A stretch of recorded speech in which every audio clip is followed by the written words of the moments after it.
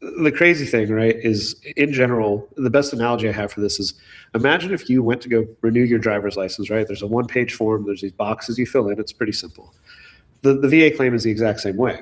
But now imagine that the driver's license agency, the DMV, turns to you and says, well, we're not going to give you a license because you didn't actually provide this other document that shows X, right? That shows a connection between your need to drive. And that's what the VA is. It says, here's the form to fill out. But if you just do that, you will not get your benefits. And they don't tell you how to, generate or create the substantiating evidence. There's no help for that. And there's no help from any other parts of the process, like the exams the veterans have to go through, which that's a whole other story. Welcome to Political Trade Secrets, an inside look at campaigns and politics, where we pull back the curtain, look under the hood, and investigate all aspects of politics and how elections are won. Now, here's your host, Dustin Olson. Pollster and host of the Political Trade Secrets podcast, Dustin Olson. Dustin Olson. Dustin Olson. And Dustin Olson, pollster at American Pulse. They work for both Republicans and Democrats. And he hosts a podcast, Political Trade Secrets. Oh, we love that. We like that podcast. Now, from Washington, D.C., is pollster Dustin Olson. And welcome to Political Trade Secrets. I'm your host, Dustin Olson. Thank you, everybody, for being here today. We have an extra special episode today. We're going to be pulling back the curtain and revealing a lot of what America's finest, our veterans, deal with when they transition into civilian life, what they deal with their benefits, and how maybe they can navigate that a little bit better. I'm honored to have Lukas Simianer on. He's the CEO and founder of vetclaims.ai. We're going to learn about his journey and how he got to where he is with a wonderful company called vetclaims.ai. He's also a Purple Heart recipient and a paratrooper in the 82nd Airborne. Looking forward to that conversation and being able to better understand what our warfighters deal with in their life post serving our country. If you like this kind of content, if you'd like to help the show, the way to do it is to like, follow, and subscribe on wherever you enjoy your podcasts. If it's YouTube, if it's Spotify, Apple Podcasts, wherever it is, it really does make a difference. Also, leave a review. We do appreciate that. Another way that you can be part of the conversation, you know about my company, American Pulse Research and Polling. If you'd like to help us add to the conversation in this country, to give the American people a voice to determine the kind of topics that we give people the opportunity to have their voice heard on. You can go to pollingclub.com. We have a new Polling Club community where people suggest questions for our next survey. They get access to all of our surveys when they come out. They get early access, as well as the premium members have our full archive of surveys over the years to all of the insights that we have. Plus, we provide insights on other people's surveys, but do check that out. But without further ado, I'm going to go to our conversation with Lukas Simianer.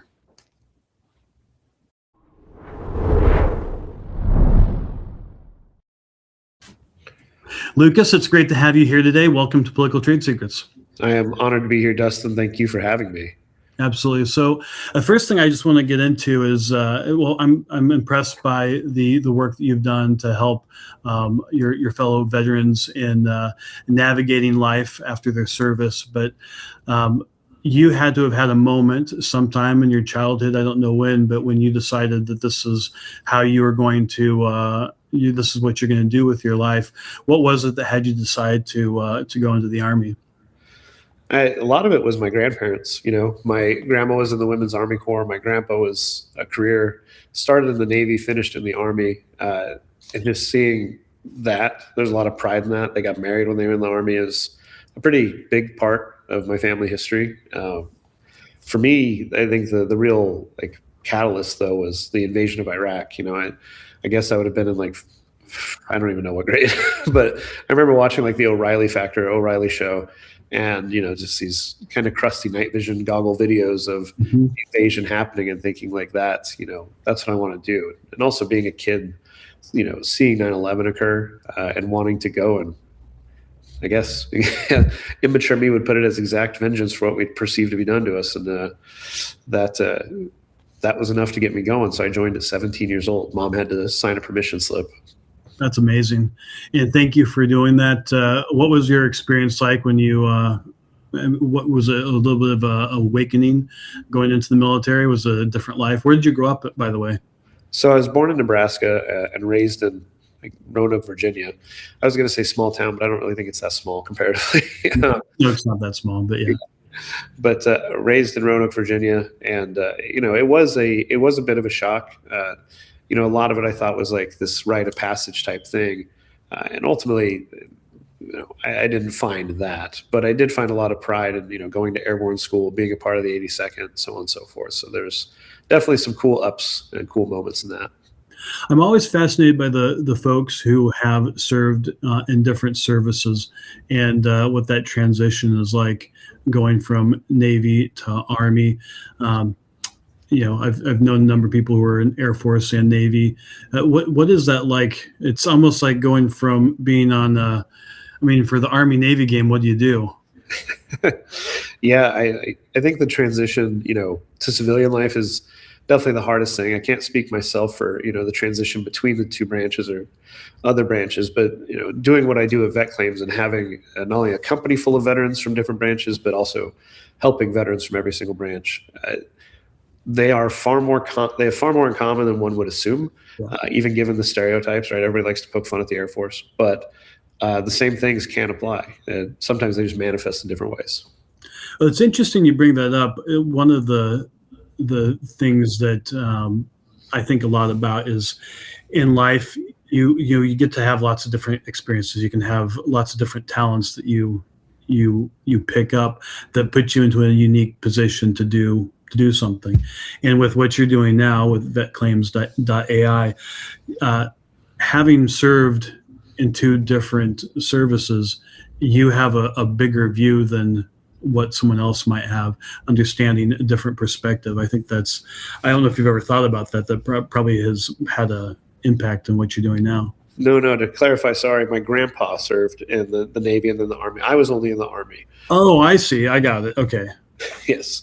No, I was just in the Army. I did 3.5 years. I was wounded in Afghanistan, and that pretty much started my road out of the Army. Okay. Well, that makes sense, but still, having had family members in other services, you get a different perspective. Definitely, most definitely. And the perspective that gets enriched every day as we learn. We had our first Space Force veteran come through the company the other day. Really? Everybody wanted to talk to him. They're like, "What is it actually like?" And what is it actually like? The Space Force is a hyper-intellectual branch that's very selective for very few jobs, and it is much more of an office environment. It is in the military we call it a gentleman's course. They're not smoking you, they're not beating you up as much. It's a respectful place, and that is so far the representation we've had from the Space Force, which is kind of to be expected and cool. So you left the service in 2013, is that right? Yes. And what was that experience like for you? This is something that everybody who's served has to deal with at some point. What was that like for you? For me, that was, I think it's fair to say it was one of the roughest points of my life. You go, especially I joined at 17, was out at 20, right? I'd been to war and wounded, lost friends, so on and so forth, before I was old enough to buy my first legal drink. And so I didn't have a grasp of what the real world actually consisted of. In the military, everything's where to be, what to wear, when to eat. It's very clear and laid out for you. You have a kind of, I don't know if I'd call it a support system, but you have an accountability system, right? You have resources that are there. And when I transitioned out, I didn't. So I ended up finding myself battling homelessness, relying on a food pantry for a bit, and eventually, getting away to get into like a double wide trailer. And that was when I, landed a job. And it was just it was a very trying time. And a lot of what I went through in that process is exactly why I built vetclaims.ai, is to try to help veterans fast track access to their benefits so that they can get to a position in life where they can actually take bets on themselves. Yeah. Because that for me is when everything started to go up and to the right. How long did that process take? For me to get my benefits, it took about 6 years. Wow. The VA denied me being within 3 feet of an explosion. the VA denied me for migraines secondary to traumatic brain injury. And the TBI was documented, the loss of consciousness was documented, many other things documented. But the VA, and I can get as nerdy and detailed as you want with that, but they denied me for the same thing repeatedly. And until I started doing research on my own behalf and writing separate documents to attach to the claim, they just kept denying it. Yeah. So it's kind of shocking. So 6 years to make this happen, and you are a Purple Heart recipient. Is this related to that situation? Yeah. And yet still it took 6 years. They gave you a medal, but they wouldn't give you the benefits. Yes. Yeah. And the crazy thing, right, is in general, the best analogy I have for this is, imagine if you went to go renew your driver's license, right? There's a one-page form. There's these boxes you fill in. It's pretty simple. The VA claim is the exact same way. But now imagine that the driver's license agency, the DMV, turns to you and says, well, we're not going to give you a license because you didn't actually provide this other document that shows X, right? That shows a connection between your need to drive. And that's what the VA is. It says, here's the form to fill out.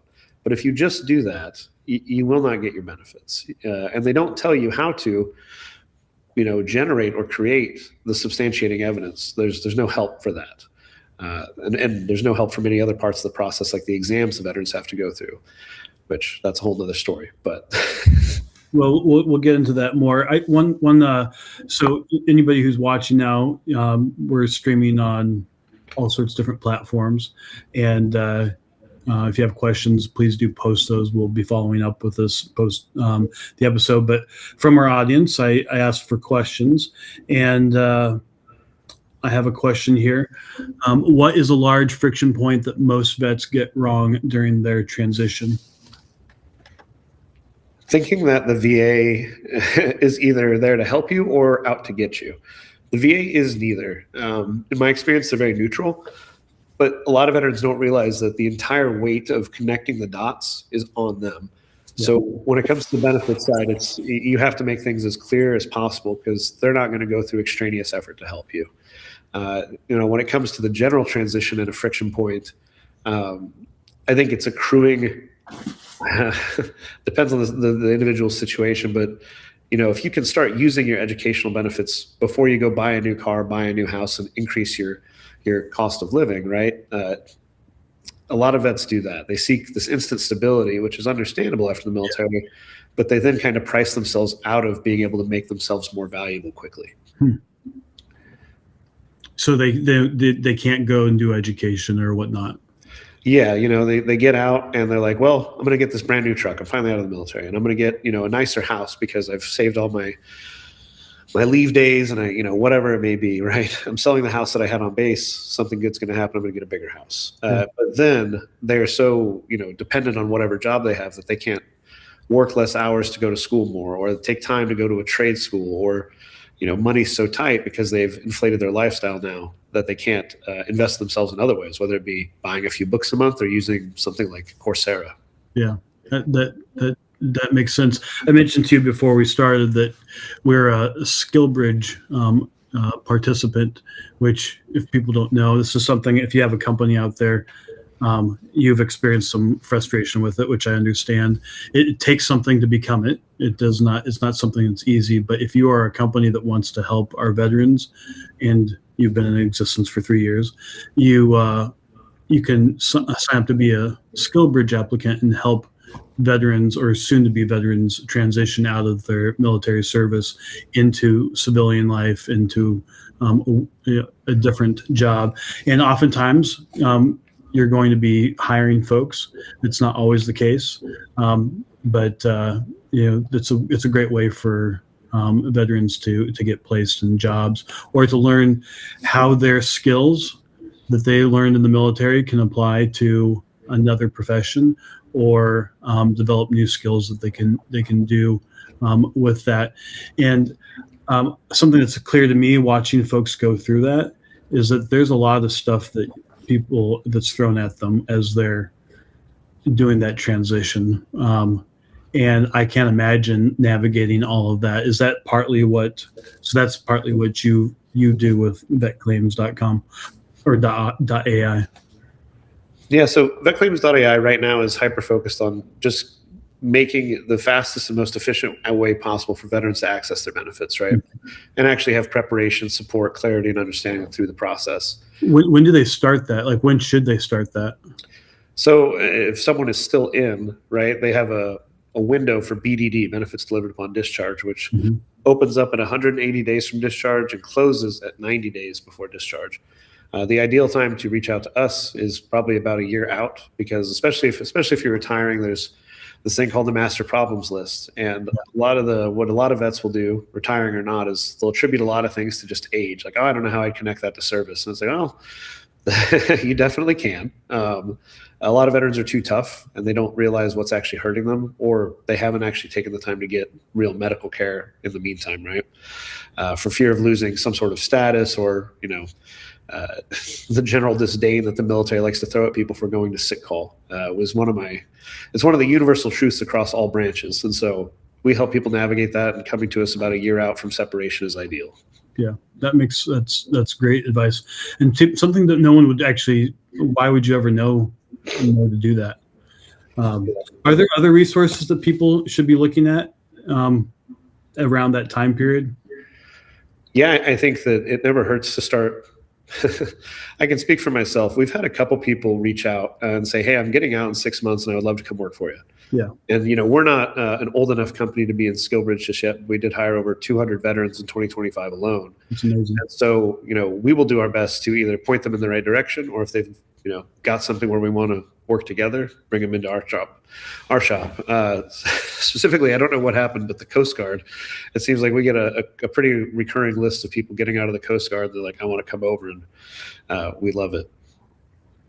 I have a question here. Would you recommend certain VSO organizations over others, VFW, WWP, etc., from our audience? Oh, that's a loaded question. I have many, many feelings about the VSOs. Well, we'll talk about that in a minute with what you're doing in DC right now. But when it comes to this question, there's not a singular organization I would recommend over the other. The truth about VSOs is that 99% of them are great people doing the best they can with what they have. In general, the thing is, if you know someone, right? If a friend of yours has used a VSO and they ran it right, they communicated, they helped them get prepared, they didn't leave them hanging, they didn't make them wait 5 months to just get one 30-minute appointment. If you know someone that is good, and they do definitely exist, that is who I would recommend you go to and use. Okay. Well, one of the things I'm curious about, so I want to focus a little bit more on the job placement side of it. What people should do, like part of it's networking, part of it, like what is it, like when you got out, what would you have liked to have known about getting a job that you wish someone would have told you? I wish someone would have told me that my only options weren't use the GI Bill to go get a 4-year degree or 2-year degree, or work a blue collar job, right? And both of those options are fine, but neither of which was really all that appealing to me. I've learned now that there's so many amazing, cool trade schools, certifications, things that you can do that, they're not mass investments of time, and you can get on your feet and start to gain some stability pretty quickly. And I wish that someone, would have put something more comprehensive together to explain that to me, instead of the 2-minute, 50-second TAPS class that I got that told me about how to look for veteran jobs or veteran preferred jobs on usajobs.com. Yeah. So tell me about the boot camp. And and also I assume this is partly how vetclaims.ai came about, but tell me about boot camps and what veterans can do for that, for like programming or. Oh yeah. Those are so interesting.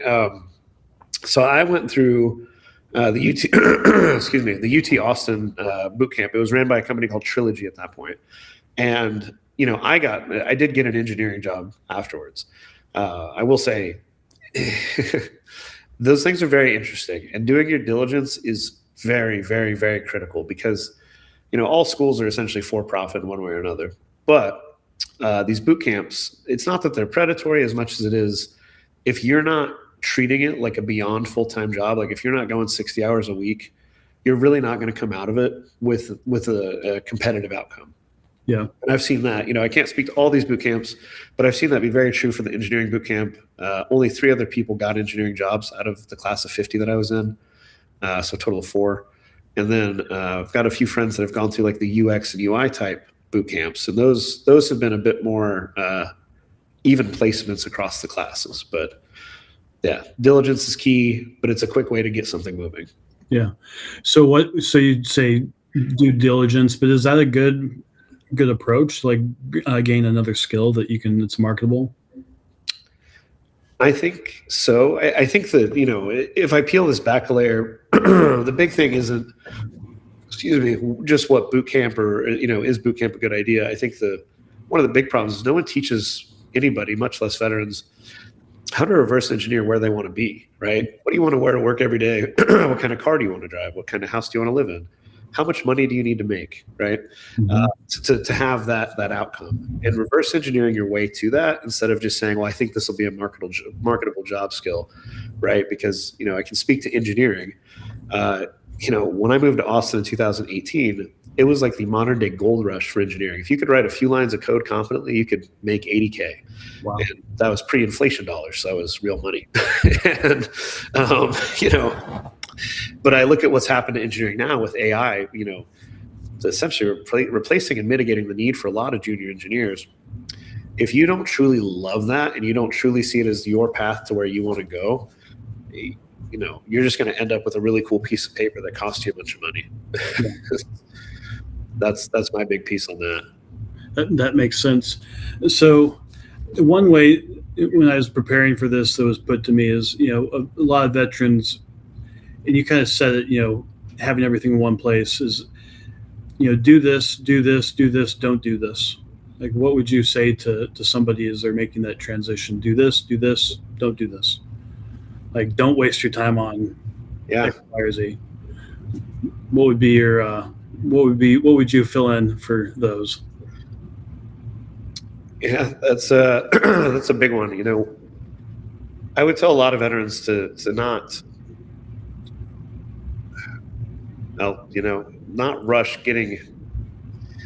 rush lifestyle inflation, like I said before, but also not rush making a giant decision.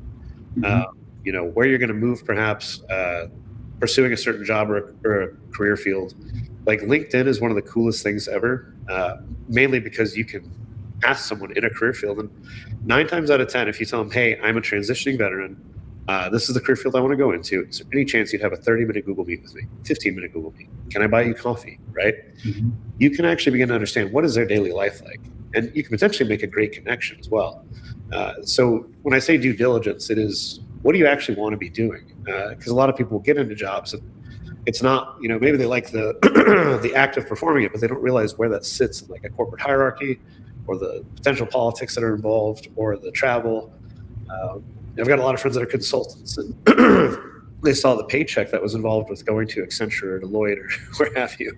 But then they realize, that paycheck, a lot of it goes into the amount of suits you have to wear, the quality of suits you have to wear, mm-hmm. the amount of travel, and then also what it does to your body and how you take care of yourself through this, right? Or yep. So there's just so many considerations, and don't rush it would be my biggest thing. And do reach out to people. Don't be scared to have a little weird conversation, because you never know where it can take you. Totally. Well, I imagine when one thing I've noticed from doing the Skill Bridge program is it is a bit of a challenge.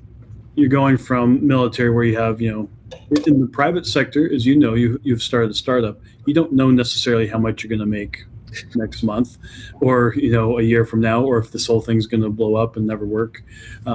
It's a much different world in the private sector as to how things could go. There's a little bit more of curveballs on the financial side. It's a different scenario, and I've noticed there's definitely concern for folks making that transition, not knowing how that's going to go. One other thing that I've picked up is that depending on what your specialty was, that it can be a bit of a challenge to translate that. I've heard also that it's a difficulty sometimes for employers to understand how somebody who might be infantry, how that can apply to their business and in hiring that person. So what would you say to that, and what advice would you give? I'm biased here. Like I have to be open about that. I was a scout myself, combat arms, and when you are combat arms, and I can speak to this very well with my company, you belong in a startup. 9 times out of 10, that is the coolest thing you're going to find, and it is painful because startups come and they go, right? They fail, a new one begins. You start your own, you do whatever, right? But what I have found is that in a startup, you're so closely attached to the mission. Mm-hmm. And all veterans typically want to serve. That's where they find fulfillment, is in service. They want to be of service to something bigger than themselves. It's probably why you joined in the first place. When you are at a startup, you're so much closer to it. You're closer to the fight. What you do matters, and you feel it. And that is just my biggest thing is, gosh, if you're combat arms, go try to get in a startup, right? That sounds crazy, and it might be horrible advice, but it is mine. Not financial advice, mind you. Yeah, but there could be an upside if you hit pay dirt. You might be a billionaire. Who knows? But I think that's part of it, though, is like regardless of the outcome, you are in the fight, right? Mm-hmm. You're in the fight to grow and do a thing, to beat the odds, and I think that money matters, right? But at a certain point, if you can go to the grocery store without looking at your bank account, you're pretty rich in my book. And so as long as you can check that box and you can do something that you're engaged in every day, I don't know that there's a bigger blessing you can ask for. Yeah, well, that's excellent advice, and actually something I would add to it, depending on where you are in an election cycle. I can tell you that there are campaigns all across the country who would love to have a military veteran work on their campaigns. Are they going to be high-paying jobs? No, but to become a field director on a campaign, that's totally something you could do. And guess what? You're going to meet a lot of people, and a lot of people who will be interested in helping you make your transition to whatever is next. Actually, I can think of a few people who I've hired over the years for campaigns that was one of their early jobs after leaving the service. And, politics is a great place to build a very large network. So that is a good suggestion. What other fields would you say would be good for someone, especially in combat arms? It's funny you say that too. I worked on the Rand Paul campaign when I was in college when he was running, and that was some of the most fun I'd ever had. Wow. That was, I guess, yeah. And I think the similarities between that and a startup are very, very high. Yeah, it's mission oriented, and campaigns. Well, the term campaign is a military term. Ultimately, a lot of the stuff you talk about being in the trenches with people on a campaign, and there's a lot of military terminology, but it is a very intense experience in a short period of time, and that's what made me think of that, based on how you were talking about startups. Yeah, I think that's a very fun and very perfect alignment for it. And the other big thing is look at these really niche trades, right? What is, I mean, I shouldn't say it can't be, but what is unlikely to be outsourced or given to AI, right? Heavy machine operations, very skilled things. One of the cooler ones, like a respiratory therapist, right? You can make as much as a nurse and go to school for like a quarter of the time. What? There's plenty of things that are like you can kind of fast track your way to a place of stability, and then take bets on yourself, or then become more valuable. Whatever your life and mission dictates. But finding those niche things, I mean, that's probably a great query for ChatGPT. Yeah. What niche certifications can I get that pay more than $65K and take less than a year to attain? Boom, put that into ChatGPT. That's awesome. So let's fast forward from you. So you've made your transition. It was a difficult challenge for you, and you made it through. And you got to the point where you had the idea. What gave you the idea? Was it that experience to create vetclaims.ai, and what were some of the things that led to that? Yeah, so my first company was actually a company called Clusive. I built the world's first e-learning platform for blind people and sold it into state vocational rehab agencies around. Wow. And it was a very cool thing to build. It was very fun. I raised $4.5 million in venture capital, went to Techstars, all while having a company that was half blind, right? It was pretty unique experience. And, ultimately the government ended up killing that company, right? And that ties into the story of why I built this way I did. Between that company and in starting Vet Claims, I worked for a government agency, and I was an advisor for digital transformation at the Open Source Directorate, and it was very, very fun. And in that, I was interviewing these AI companies, but also working with veterans and former clandestine agents and former special operators, to assess how we're going to build certain tools. And in that process, I was talking to one of the guys who had been shot like 3 times, blown up more times than I could count, been on more deployments than years I'd been alive, probably. We were having lunch, and he's like, what's your rating? And we were talking, and I asked him, and he said, well, 30%. It was just mind-boggling to me. Can you explain that a little bit to folks who may not be familiar with what that means? Yeah, so the VA disability rating system goes from 0 to 100%. And it's, VA disability is really, it's not akin to civilian disability where it's saying you can't work. It is the equivalent of workman's compensation, because when a service member is injured or receives malpractice in the military medical system, they have no recourse. They can't sue their employer for getting them injured on the job. They can't sue the doctors for doing something heinous or wrong. And so it's more of a workman's comp thing, and it's based upon the different disability. They have these different ratings, and the complexity goes deeper from there. But to say that, someone who is 100% is typical of someone who has been shot, blown up, or has, full body injuries of the joints, limited range of motion, the elbows, knees, back. They're probably not going to age that well. Yep. That's typically what that's indicative of, right? It's not always a visible wound, right? It's not always an amputation, but it is these things hurt you. You have to live with it, and it affects how you perform in your daily life, picking up your kids, walking your dog, going to the bathroom. So that's how the disability system works. And this guy who had done so much for our country and been hurt so much only had a 30% rating, which was very far from proper, right? With that, I went to go find him resources. I began doing research, and the more research I did, the more I found that nothing had changed since I got out. And I was like, how is this a thing? And so I'm interviewing these AI companies and learning about their leadership philosophy of how they're building their things. And it just hit me. I was like, why am I not augmenting humans? Why am I not augmenting veterans with the ability to help other veterans? And so, and then I had this decision. Do I build the thing that helps the government solve the problem and hope that they do the right thing? Or do I build the thing that solves the problem and becomes so big and loud that the government can't ignore me? Well, in round 1 with Clusive, I hoped the government did the right thing.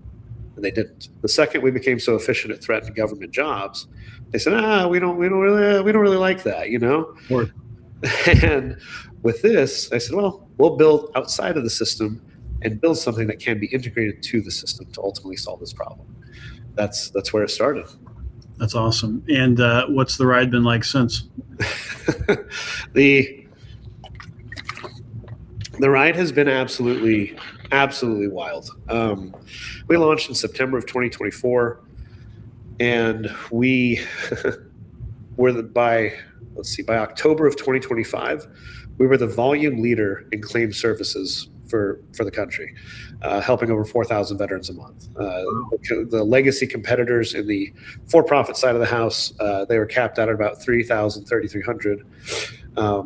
We hit 4,000 per month and continued scaling. We created over 250 veteran jobs now since we started. Wow. In 2025 alone is over 200 jobs that we created for veterans and veteran spouses and military spouses. And we've now helped cumulatively over 22,000 veterans get the rating they deserve. We've cut the VA claim cycle down. So typically veterans go through 4 to 6 claim cycles. I file a thing, I appeal a thing, 5 to 6 times. Wow. We've cut that down to an average of 2, and in company history, we've had one go no further than 3. That's amazing. So basically some ticky-tack thing that, they come back and say, well, you have to do this. And so then you have to resubmit. That's basically what people are going through. And you're reducing that bureaucratic brain damage. Yes. And it falls both, to some degree, it falls to the veteran side because there's a lot of reading that you would have to do to actually do this holistically right. It's like reading the tax code versus going to TurboTax. Exactly. But similarly, this driver's license type analogy, the VA gives you the simple form and says just fill the boxes. But if you just fill the boxes, you're never going to get anywhere. You have to do work that isn't specified in order to win. which is a systemic issue, and we solve that systemic issue. That's amazing. We have another question from the audience. Because of the work you're doing in AI, do you think transitioning vets should lean into the AI industry for employment and making themselves more marketable? I think transitioning vets should do everything in their possible power if they want to be around AI. To not necessarily worry about AI engineering, because I mean, if you want to go to Stanford for 8 years, God bless. But if you don't, look at data centers. What can you be doing? Can you start a contracting company that does floor finishes for them, that does pipe fitting for them, that does any piece of minutia? Because that industry, it is the gold rush of the next 10 years, in my opinion.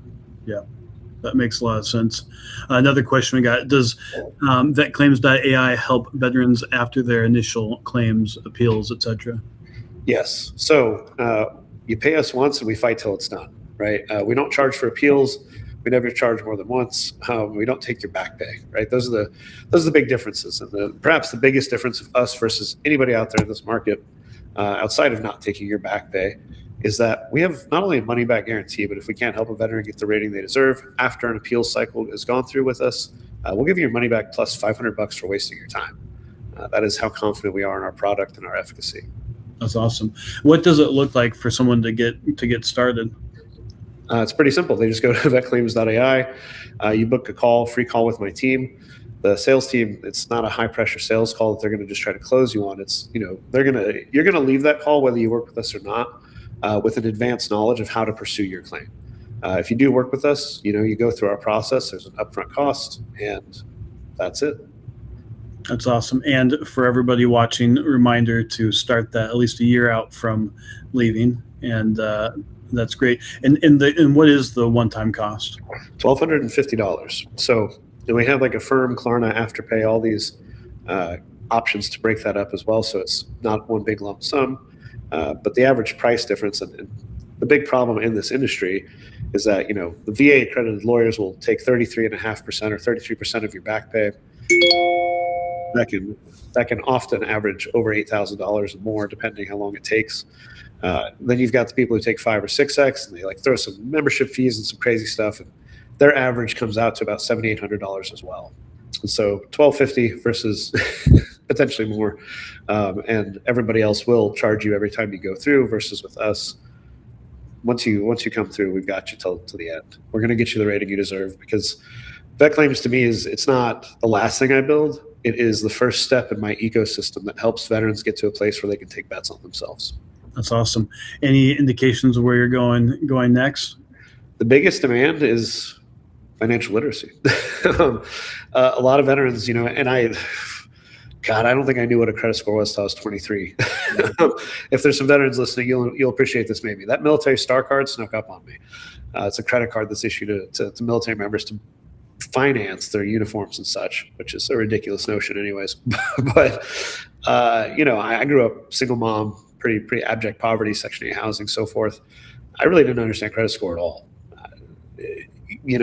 And that, when it comes to getting to stability, getting to be able to take a bet on yourself, good God, that is a very critical thing to understand, because without it, everything else is compromised. So that's our next step, and we're looking in many directions to ultimately build an ecosystem that, veterans have vetted resources to be able to go to at every corner. So if you're serving right now, and you don't know when you're going to leave or retire, it might be years from now, what would you say right now someone should start doing on the financial literacy side, or just simple actions that you should start doing right now?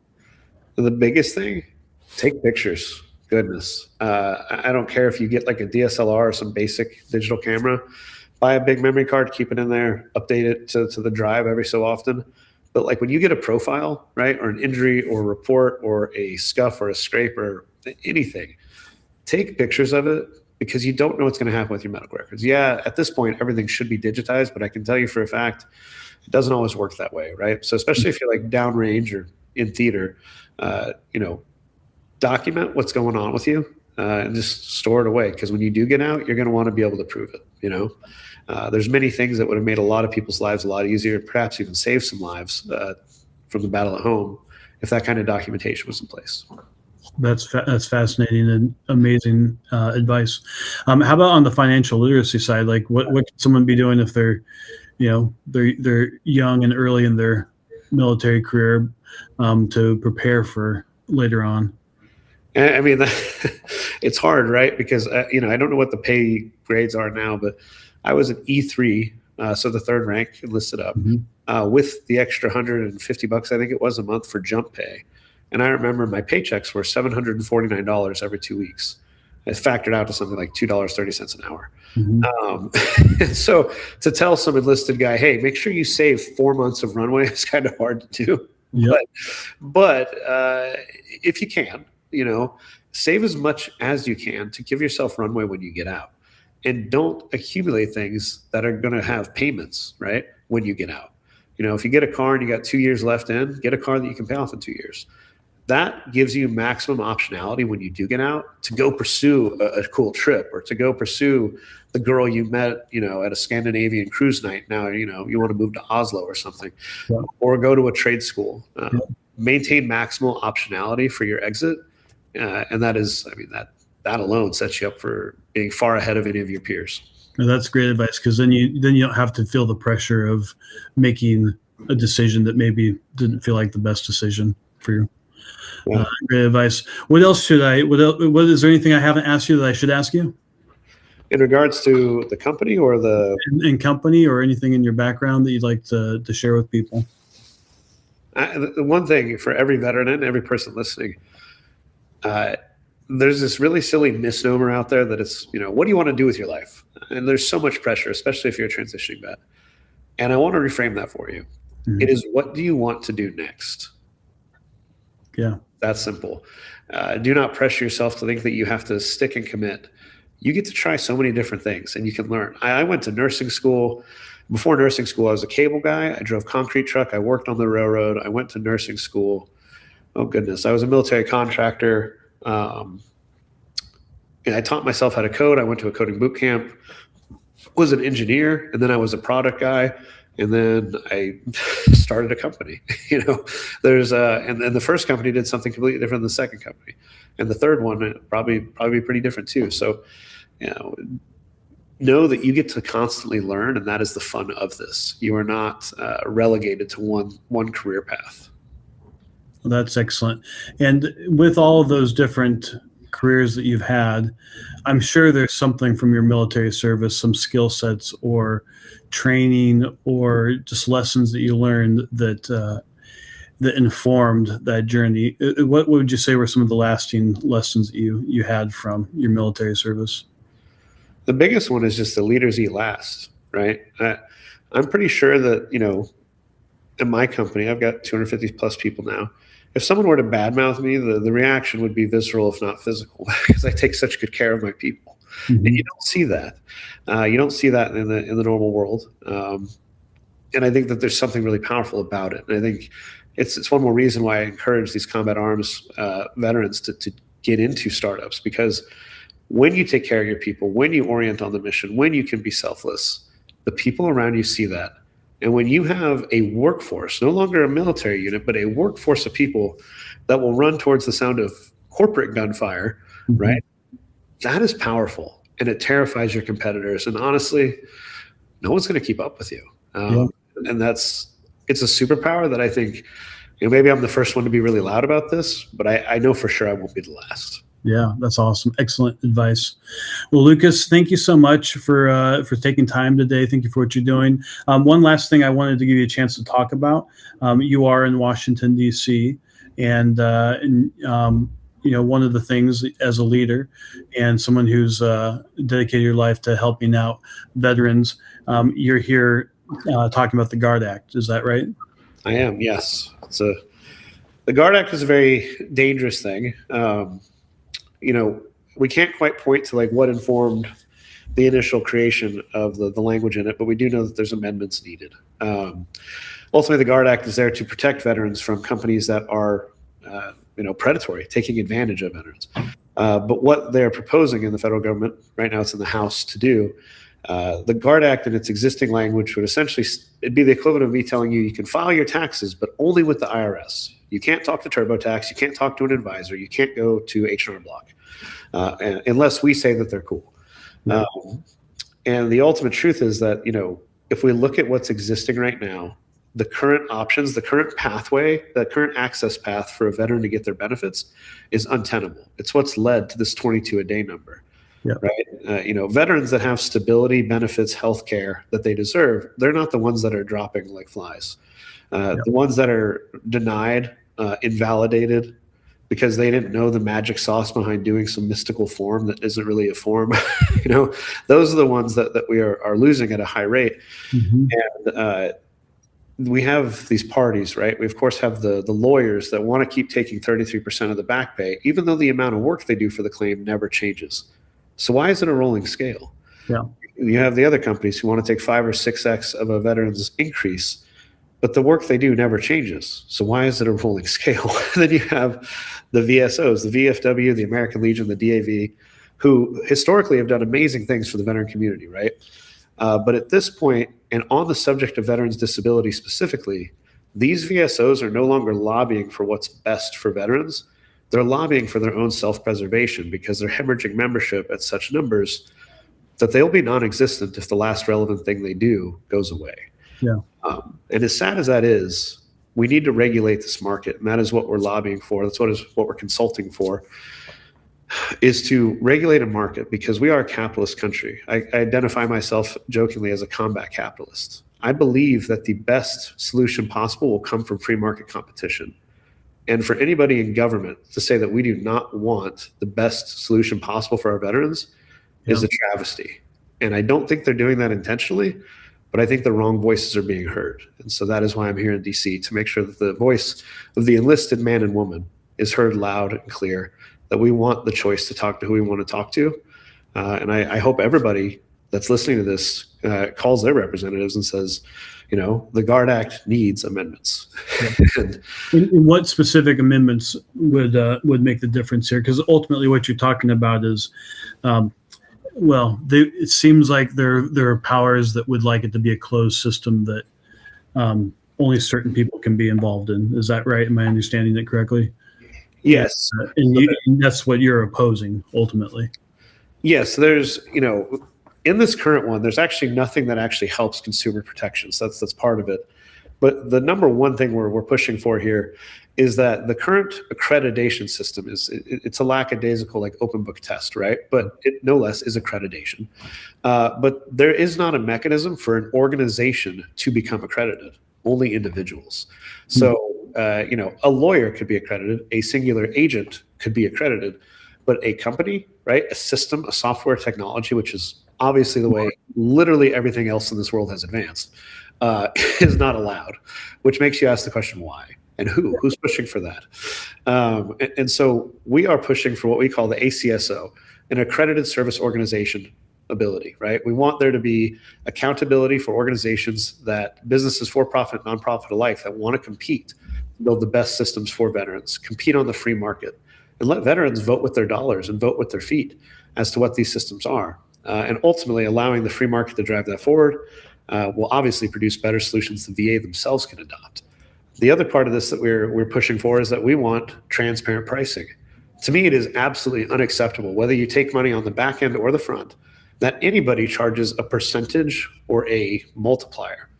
The amount of work, we helped 21,000 veterans last year. The amount of work that changes between veterans is, 1 to 2 hours, right? It's a matter of of de minimis margin. Yeah.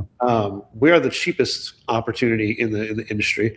And that's a whole nother thing, but we are the cheapest and most affordable out of everything. We also only charge once, no matter how many times you need help with appeals.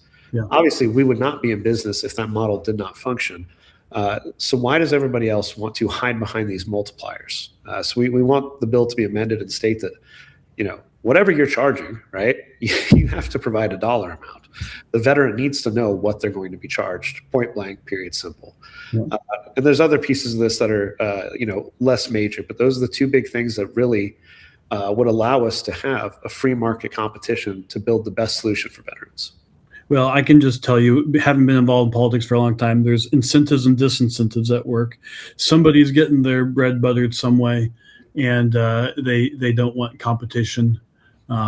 And it's just that simple. And what you're describing is you have a big bureaucratic system, and you're going to need to have a powerful system to be able to work, not work against, but work with that, which is what it appears you've built.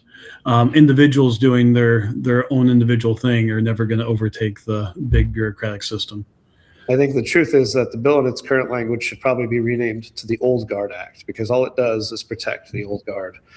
And that old guard is what has gotten us to 22 a day. And I want to say this too, that my biggest fear is seeing what's happening in Ukraine, the mechanisms of warfare that are developing, advancing.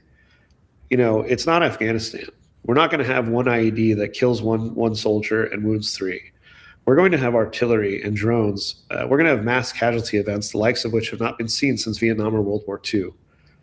Should a peer-peer or peer-to-near-peer conflict arise, and those veterans at that scale come home to this system, that 22 a day will be a number that we long and wish that we could get back to. And that is why I fight so hard for this. Yeah, that's a scary future, and let's hope that doesn't happen. But things are changing very quickly.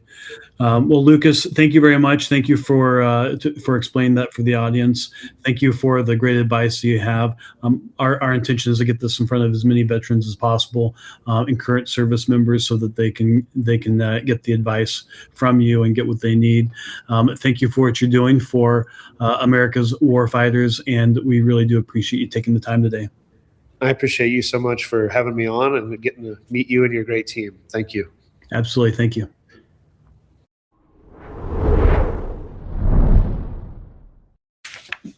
Well, that was Lukas Simianer, and talking to us about vetclaims.ai.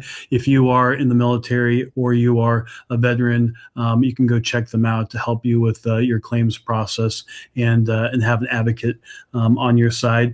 And anyway, we just want to say thank you to him for his service for our country, as well as now serving those who've served our country as well. So thank you to Lukas and his team and what they do.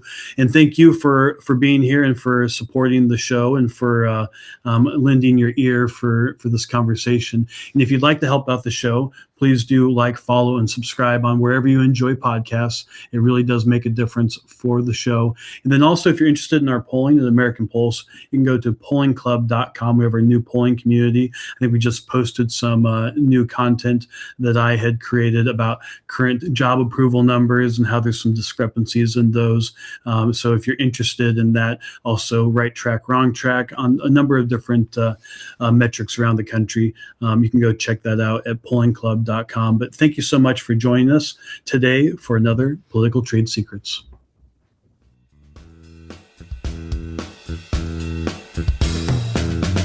Join us next time by subscribing on iTunes and get show notes and sign up for our newsletter at politicaltradesecrets.com.